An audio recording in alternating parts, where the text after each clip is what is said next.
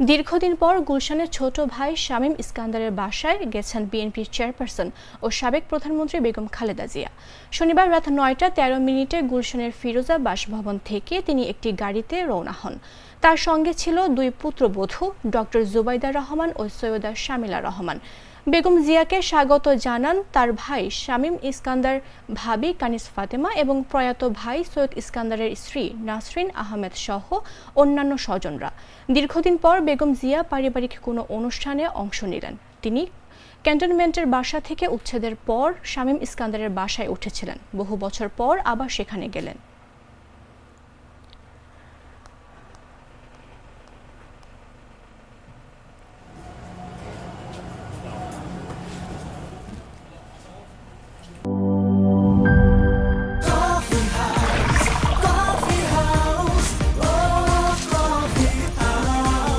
Coffee house, প্রতি চুমুকে আড্ডা জমে।